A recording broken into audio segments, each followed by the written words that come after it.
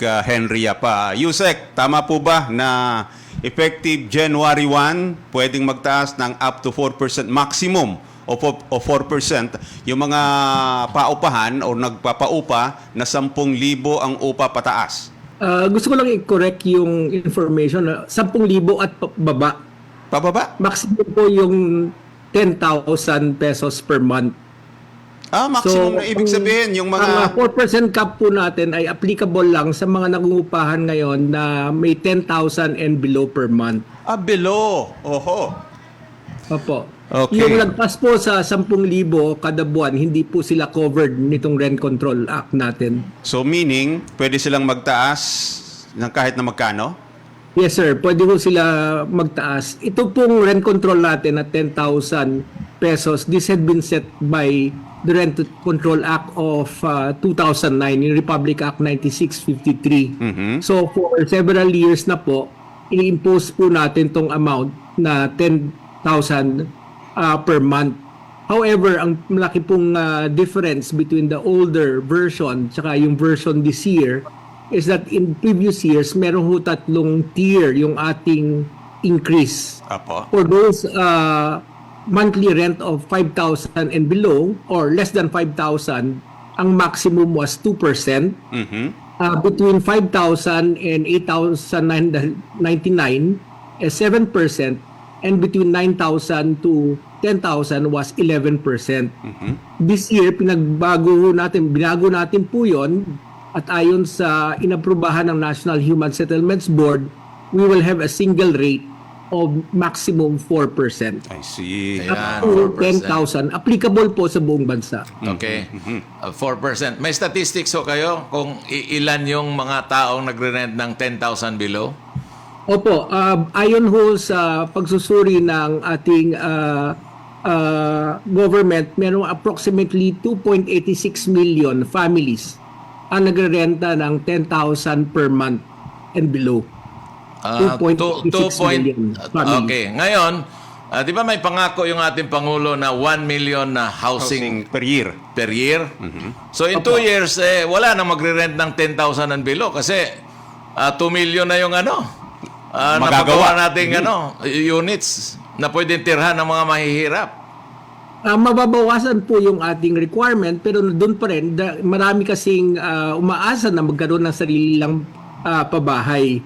Iba po kasi yung nagre-renta ka, yung gastos mo kada buwan na papupunta lang sa iba, di ba? Oo Pero nga. kung i-impok mo at igagawin mong amortization sa unit at the end of the amortization period, sa'yo na po yung Iyon na. Anyway, Meron kaibahan din po doon sa pagbili o instead na procure ng sariling bahay. instead na expense magiging investment, di ba? Opo, magiging wealth creation po sa ating mga karamihang mga pamilya. Okay, Yusek, ako naman malaking tiwala ko sa secretary diyan sa Human Settlement. Ilang units na ang napagawa nyo? Kasi yung promise ng ating Pangulo is 1 million units a year. So, last year ba nakapagawa tayo ng 1 million units o hindi? Nagsimula na po tayo ng construction at the end procurement. But this year lang po gagawin yung actual award ng mga units. This year lang po kasi na aprubahan ng Kongreso yung amortization support sa ating pambansang pabahay para sa Filipino program. So this year lang po tayo mag-award para makapag-avail ho sila ng amortization support. When you say amortization support, parang subsidy yan. Tama po, Congressman. Ang mangyayari po, instead na magbabayad sila ng regular amortization, ang pinapayagan po sa batas, magkakaroon po ng maximum 5% subsidy na manggagaling ho sa ating General Appropriations Act for this year. Napakagandang programa po niyan, Yusek Yap. Kaya lang, kukonti ang nakakaalam niyan. Palagay ko, dapat i-announce talaga natin yan para malaman ng ating mga kababayan na mayroong magandang programa yung ating pamahalaan. Sa tulong ho ng inyong programa at ng may ibang programa, kami po'y dumudulog at gustong ipaalam sa ating mga kababayan na meron ho tayo nitong pambansang pabahay para sa Filipino program.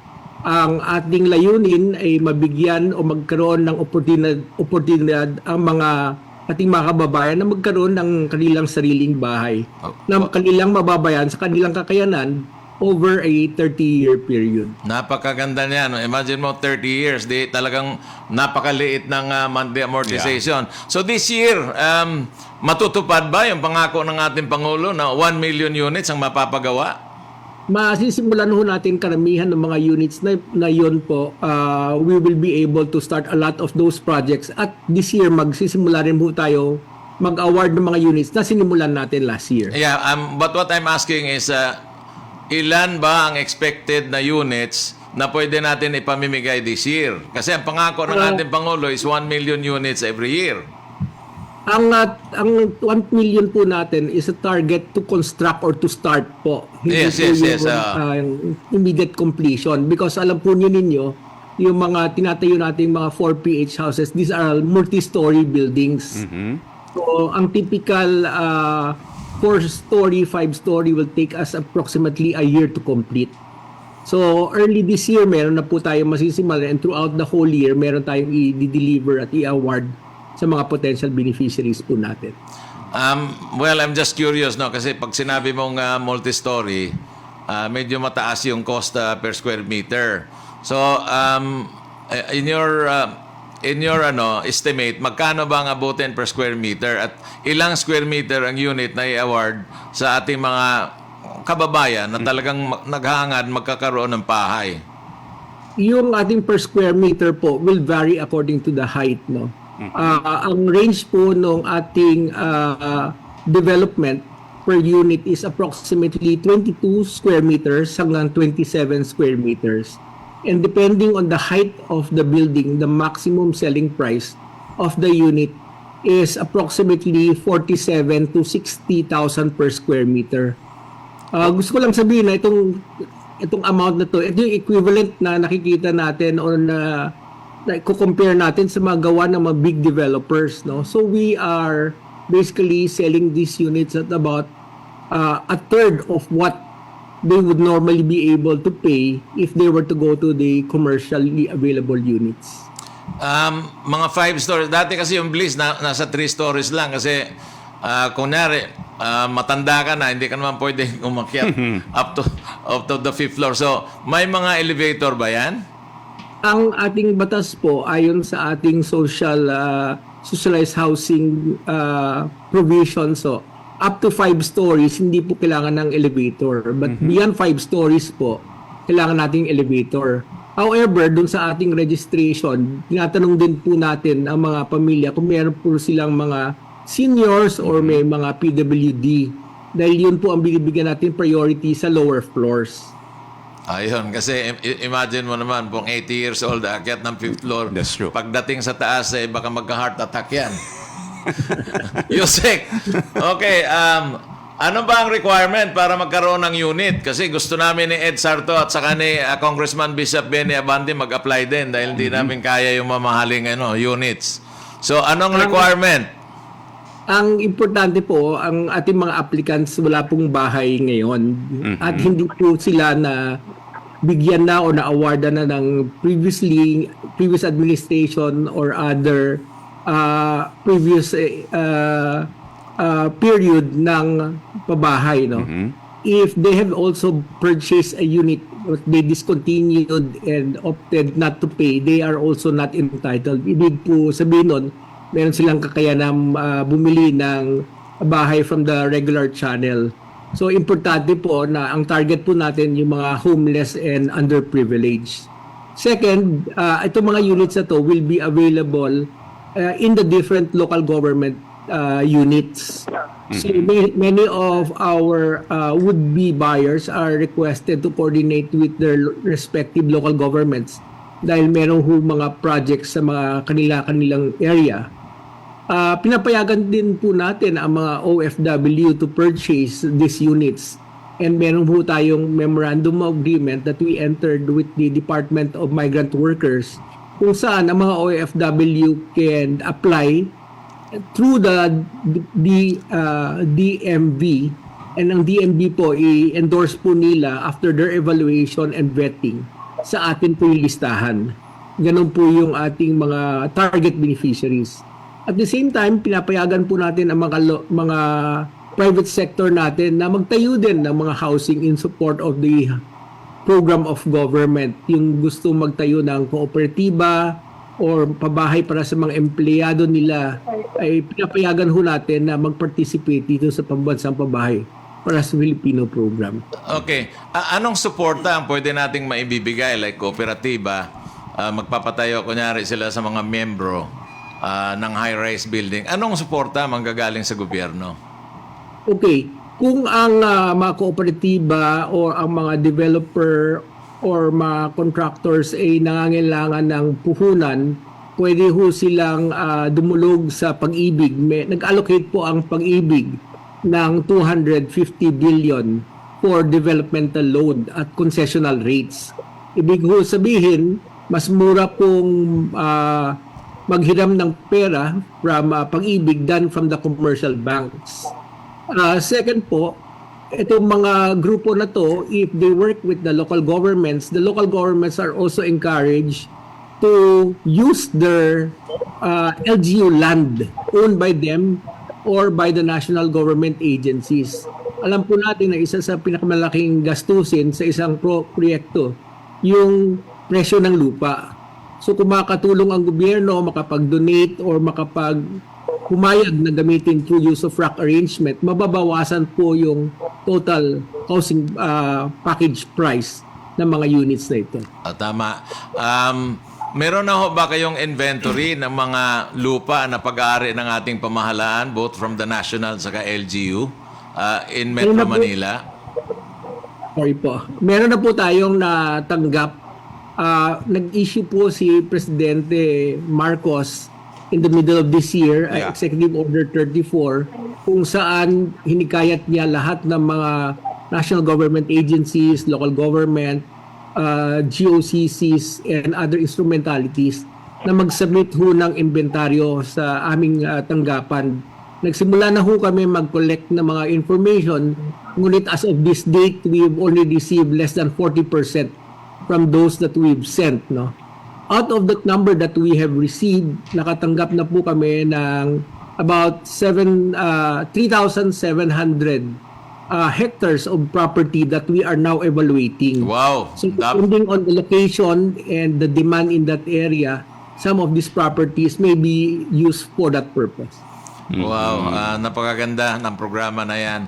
At magkano naman ang inilaan na pondo ng 2024 GAA para sa Okay, housing na yan? Medyo maliit po ang Yan ang- allocate ng national government sa shelter cluster natin. Less than 10 billion po ang ating natanggap. Kaya po nagkaroon tayo ng bagong programa na pambansang pabahay para sa Filipino program. Over the years, palit po yung amount na binibigyan natin sa GAA o natatanggap natin sa GAA. Meron dalawang exception lang to nung nagkaroon ng Typhoon Yolanda at nagkaroon ng Marawi siege. Binigyan po tayo ng extra funds para makapag-recover doon sa areas na yon. But other than those period, generally over the years palit po ng palit yung ina-allocate sa ating shelter cluster. Kaya po naisagawa tong programa kasi ang ating programa ay trying to tap the private sector's assistance, no, para makapagpagawa po ng pabahay. At ang tulong ng gobyerno is dinadaan po sa ating amortization program. Probably, he has to come up with a program na i-equate yung pagtaas ng population doon sa pagtaas din ng pondo para nang sa ganon ay talagang maraming mapapagawa natin ng mga units. At siguro yung mga 27 square meter, dapat siguro nasa 30-35 square meter. Medyo malaki-laki naman sana. Para naman Livable talaga. hindi naman preso ang dating ng unit. Dapat nasa 30 to 35. Nang sa ganun ay masasabi talaga, ito po yung tahanan namin na handog ng ating Pangulong Presidente Marcos. And I'm sure na kung pupuntahan ni Secretary Acosarder si Speaker Romualdez, kahit sabihin, baka pwedeng dagdagan ng 5 billion po yung pabahay natin para nang sa ganun ay maraming Filipino na makikinabang, sigurado akong papayag si Speaker Martin Romualdez. Hahanapan niya ng pondo. Oo.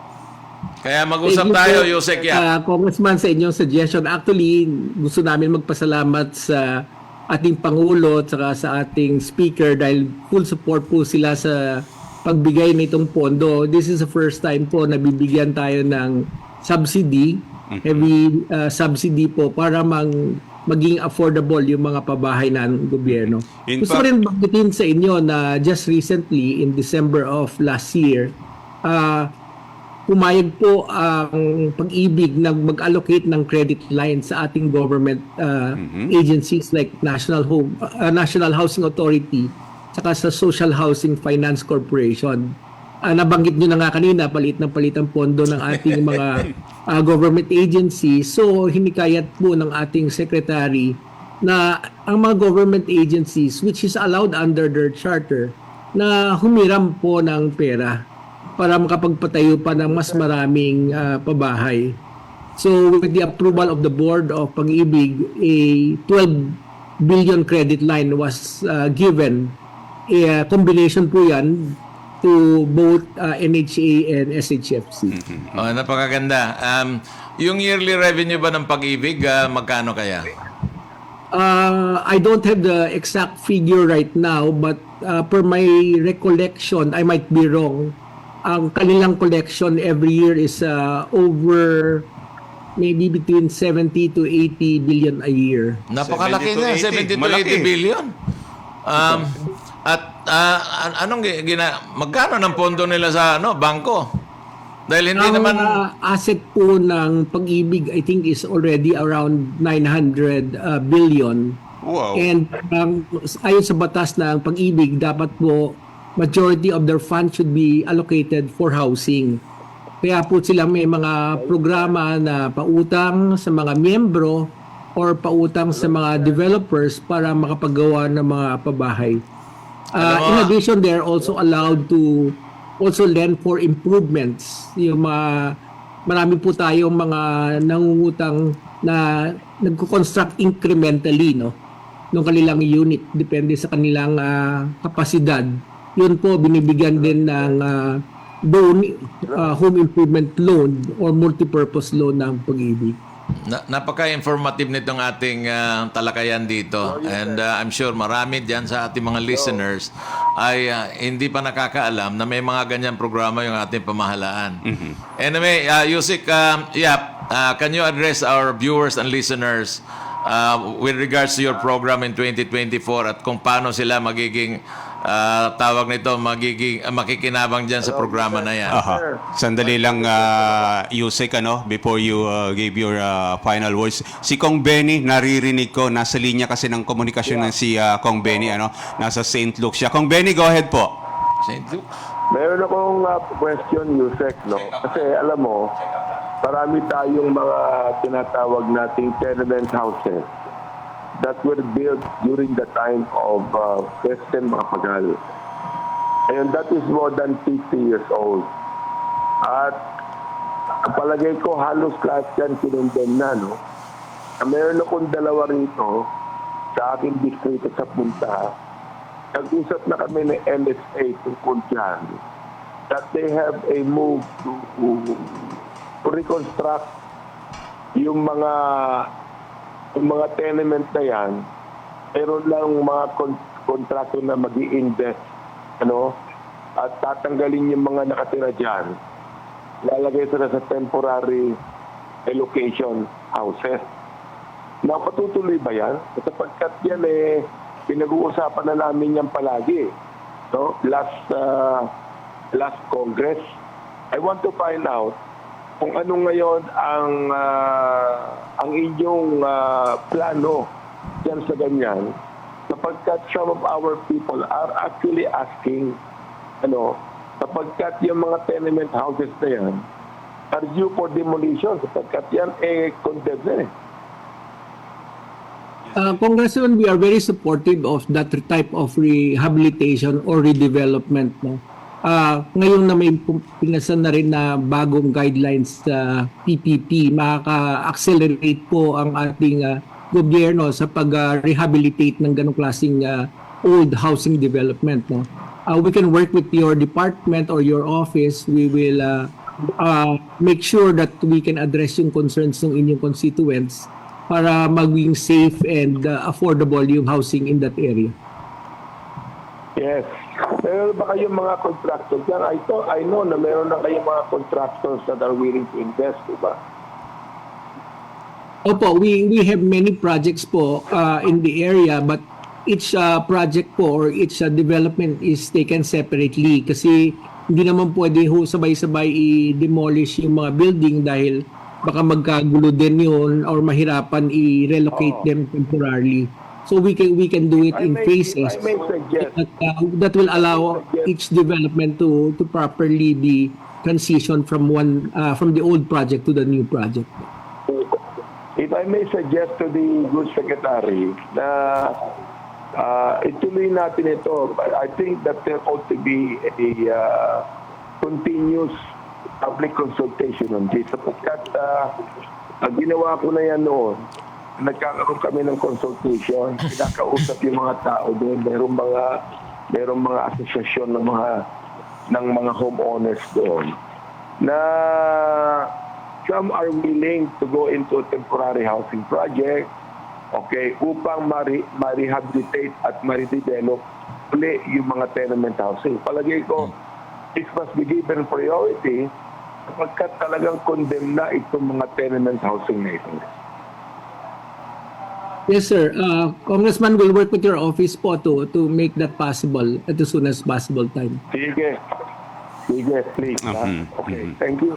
Okay, thank you, Kong Benny. Medyo manipis lamang yung signal ni Kong Benny but naintindihan naman ni Yusek Yap yung kanyang mga concern. Anyway, sir, before we let you go, sabi nyo kanina, 40% na po so far ang na-record nyo na mga government lands, properties, equivalent to 3,700 hectares. Saan po ito? Sa Metro Manila ba ito o iba't ibang lugar po ng bansa natin? Ito pong numero ay nationwide po yung Nationwide. sakop natin ng inventory. Nanggagaling po sa local government units, sa national government agencies, sa GOCC and different instrumentalities of government. Aha. Sir, I remember kasi 2016 parang naging issue po ito na we have 5 million backlogs. 2016, housing backlogs. Ngayon po ba, ano ho ba ang backlogs natin? Housing backlogs. Right now, we're trying to update that number. Maybe in a month or two, we should be able to give you the exact number, updated numbers. Now, those figures that you cited are actually from the study done about 4 years ago. Aha. So, this last year, sinimulan ho natin yung updating, hopefully in a month or two. Aha. Pwede ho natin ibigay sa inyo yung bagong numbers po natin. Yung pong malapit ng i-distribute ng mga high-rise building, Metro Manila po ba ito ngayon? Magsisimula ho tayo sa Visayas. Visayas. Bacolod City po, meron po tayong natapos na mga building at housing project. Doon po magsisimula ang ating distribution this year. Tapos meron din tayo sa Manila at saka sa Southern Tagalog area. Meron din po tayo sa Mindanao, sa Davao areas. So marami po tayong mga project na nakadistribute nationwide po. Yun hong possibility sa suggestion po ni Kong Boots na palaki-lakihin naman natin, minimum of 30 square meter or to 35 square meter. Pwede po kaya yon? Pinag-aaralan po namin yon, but eventually ang nagiging basihan po kasi nung ating size yung kakayanan ng mga ating mga awardees para sa amortization. Hindi po kasi libre yung mga units. So the bigger the size is, syempre mas malaki po yung monthly amortization, and we're trying to make sure that within affordable levels po yung amortization rate na ating mga kababayan. May idea po ba kayo, sir, yung pinakamababang amortization per month? Yes po, with the subsidy and in the 5 floors and below, ang monthly amortization natin would be plus minus 2,000 pesos po per month. Affordable yan, Yusek, kasi imagine mo, from 10,000 below nga yung ano mo eh. Yung, Yung 4% lang na increase. In other words, ang daming nagre-rental mga 10,000, 5,000. Pero yung 2,000, ano ba naman, dagdagan ng another 1,000, 30 square meters na, talagang affordable yan. Affordable yan. So, probably, choice ng ano na lang. Choice ng Mag-a-avail. magiging beneficiary. Gusto niyan 35 square meter, meron. Gusto mo ng 25 square meter, meron. Or 27 square meter, meron. Ayan. So at least give them 3 choices. Dahil isipin mo naman na yung iba nga willing to rent at 10,000. Kung maganda naman yung construction, I'm sure maganda yan kasi with the experience of the Secretary Acosar, galing yan sa yan talaga ang mundo housing. niya. Yan talaga yung mundo niya. I'm sure that he will be able to apply kung paano yung pinakamura na 5-story building. So kung ang sabi mo ay around 47, tapos that's around 45, kung times 30, mga 1.2 million plus, spread mo naman yan sa 30 years to pay. Napakaliit na niya. Bago mabayaran yan, giba na yun. Alam mo, Yes po. Kong Benny, go ahead. Naririnig ko si Kong Benny. Maraming po sa inyong suggestion. thing is, ako I actually said this, no, sa dating secretary ng House Law. Alam mo, sa Amerika, di ba, partner? Mga bundok sa California, kahit delikado yan, no? Nilalagyan na ng mga housing doon eh. Mas mahal pa nga sa mga bundok eh. I mean, yung Sierra Madre Mountain, talagang walang mga bahay dyan. Is there any possibility that we could be able to develop that into housing project? Yusek? Tama naman. Tama naman. Ito yung mga talagang mga public lands. Yes, public land. Kaya lang walang titira doon kasi ang layo naman sa kabihasnan. Hindi, malapit na yan. Siguro, going to Tagaytay, marami dyan. Tama. Mabanggit ko lang, one of the objective also itong inventory landing is to also identify public lands. Because hindi naman po ibig sabihin pag nakita natin sa inventaryo, lahat po yun gagawing pabahay. Marami na po tayong mga examples from around the world that allows us to unlock the value of the properties. And some of these properties, when they are unlocked, they can also be used to generate funds, which in turn can help fund yung ating housing projects. So, tinitingnan po natin itong mga properties na to, tinitingnan natin yung mga business cases, business plan, for us also to generate funding to develop more housing projects. Well, kung ganyan, dapat yung ground floor, gawin din yung commercial. Para nang sa ganon ay maipaparent nyo. Kunyari, you have a cluster of ilang buildings, mga 5 o 6 na building. Actually, napakapahalang lupa sa Metro Manila. I will not recommend even a 5-story. Dapat dito, Mataas, kung pwedeng 16 stories, lagyan na lang ng 2 elevator o 3 elevator. Mas maganda kasi napakamahal ng lupa. Pagkatapos, mas mataas ang rent mo ngayon sa ground floor dahil mayroong market eh.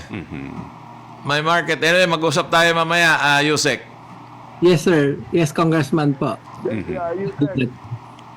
Isa pang ano ko diyan. Sa Montalban, naging relocation niya ng mga taga Maynila. And if you would look at that, walang housing project doon. Lupa lang eh. Lupa lang.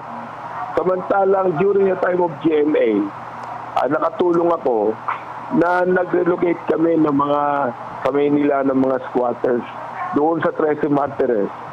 Ilagyan na ni GMA ng housing yan. But in Montalban, totally walang housing project yan. Lupa lang ang binigay. So siguro kinakailangan makita din ng housing department yan ang tungkol sa Montalban. Ayun, Yes, Yusek. sir. Congressman, actually, we are working with the local government of Montalban kay Mayor tsaka kila Congressman to work out housing projects also in their area. Thank you po. No? We'd like to first greet everybody a Happy New Year. Gusto po naming paalam sa inyo na meron po tayong pambansang pabahay para sa Filipino program. Ang layunin po na itong programa natin ay makapagbigay or makapagtayo ng mga pabahay para sa mga mahihirap. In addition, meron din tayong in-enact na bagong rent control resolution kung saan inilagyan po natin ang cap of 4% for January 1 to December 31 this year. Ang layunin po rin natin dito ay bigyan yung mga existing occupants ng reasonable adjustment in their fees. Alam po natin na marami rin kasing mga grupo na gustong itaas na, maraming landlords na gusto na itaas ang renta ng kanilang pabahay. Ngunit naiisip po natin na marami ring mga Pilipino na nangangailangan ng pabahay habang wala pa ho silang permanenteng bahay. At ito po ang layunin ng ating National Human Settlements Board, mag-set po ng cap para hindi abusuhin yung pag-increase. Ngayon po, kung meron kayong matanggap na mga issues or concerns, wag ho kayong mag-alala. Pwede kayong lumapit sa aming mga regional office around the country, including ang central office natin dito sa Quezon City. Pwede nyo idulog yung mga problema ho ninyo at makakapagbigay po kami ng solusyon or recommendation para ma-address ho yung mga issues na yun. Maraming pong salamat sa inyo lahat.